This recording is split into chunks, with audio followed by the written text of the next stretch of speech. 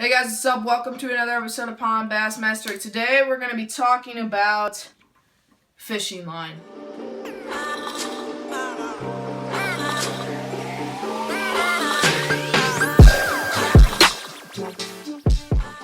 Alright guys, so hope you guys like that new intro. I want to give a quick shout out to George from Speed Bump Studios.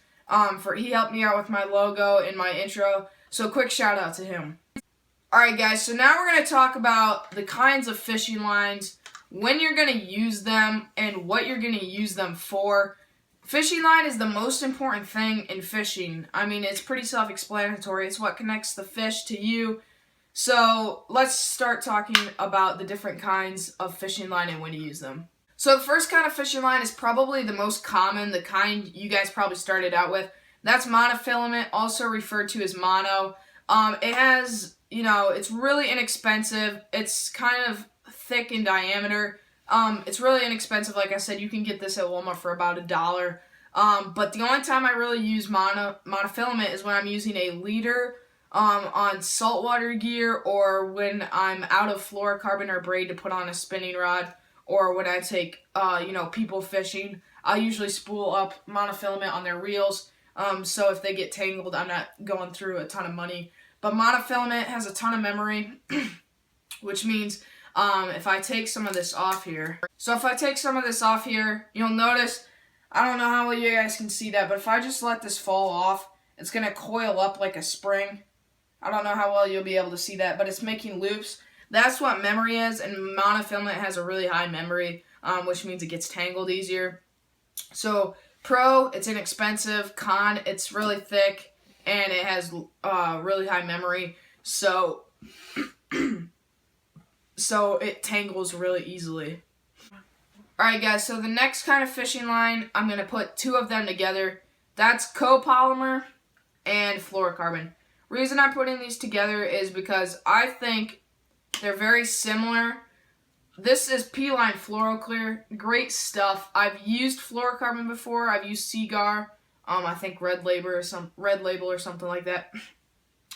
But Cigar and fluorocarbon in general is expensive. And I know there's a lot of you guys that are pond fishermen like me, or you're just starting to fish tournaments and stuff like that, and you don't have a ton of cash to spend. So you're like, why would I spend $25 on a spool of line? You don't have to. P-Line Fluoroclear, you get 300 yards of this stuff. This will spool up 2 to 3 reels, and it's only $10. Has the same qualities of fluorocarbon. It does have a little bit of stretch, but not a ton. It's really clear in water. It doesn't absorb light.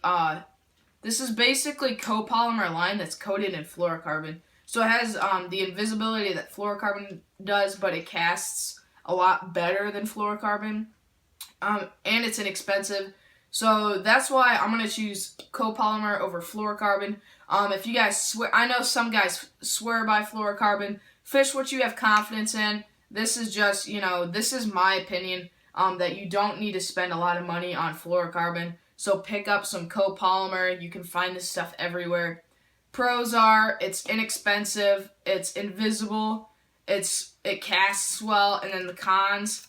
There isn't really many cons. The only con I would think of is that it does have a little bit of memory, but as you guys can see, it's nowhere near the same as monofilament. So it does have a little bit of memory, but it's not as much as monofilament. But other than that, it doesn't really have any cons. It's really good stuff. And then, like I said, it's pretty inexpensive. So copolymer and fluorocarbon is what I like to use in clear water, because it blends in with the water a lot better than monofilament, because it doesn't absorb sunlight and stuff like that. So that's basically copolymer and fluorocarbon for you guys. Alright guys, so the other kind of two kinds of lines I'm putting together is braid and gliss line.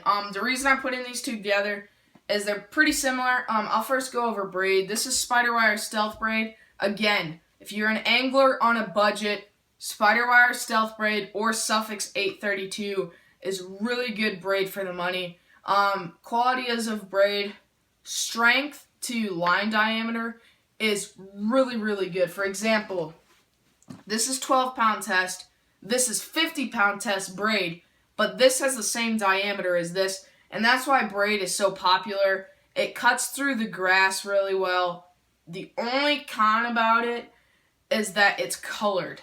As you can see, it's green, so you won't be able to fish this in extremely clear water without using a leader. But other than that, if you're fishing it in stained or murky water, you should be able to get away with straight braid. Only tip I'm gonna give you when you're fishing braid: don't fish if it has treble hooks.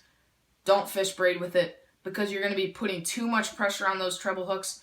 And especially like I've been talking, you know, if you're on a budget, you're not gonna have the money to want to replace your treble hooks. I really do recommend replacing your treble hooks, but if you don't have the money, especially don't use braid, because those treble hooks that come stock are usually pretty cheap.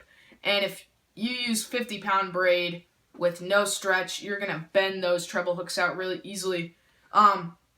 Stealth braid, spider wire is really inexpensive stuff. I believe you can get a spool of it for like $10 to $12.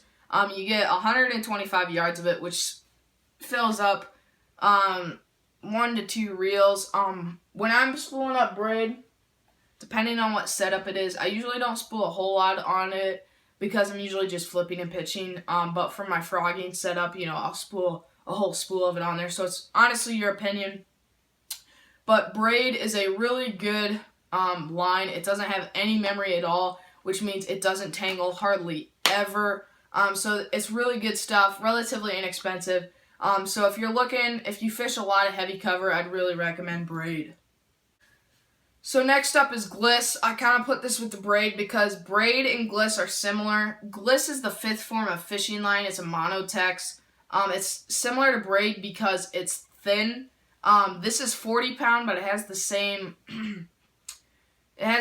diameter of, I believe, 10-pound. And it's relatively cheap too. You get 110 or 125 yards of it for $15. So it's really inexpensive stuff. Really, really high quality line. If you're looking for a good all-around line, I'd really recommend 40-pound gliss for bait casters and 28-pound gliss for spinning reels. So that basically explains the 5 forms of fishing line. So now let's talk about the techniques and what I use them for. Alright guys, so when I'm using copolymer or fluorocarbon, I'm usually going to be throwing it on my crankbait setup. This is my crankbait, topwater, and jerkbait setup. Basically, if it has treble hooks, I'm throwing it on this setup. And as you can see there, it has the 12-pound fluoroclear. Next up, we have my all-around setup. This is what I throw chatterbaits, spinnerbaits, swim jigs, flipping jigs, all that good stuff. You know, Texas rigs, I'm throwing it on here. And this is what I have the 40-pound gliss on. Really good all-around line. That's why it's on my all-around setup. Next up, this is my flipping, pitching, frogging, and punching setup. And I have 50-pound braid on this.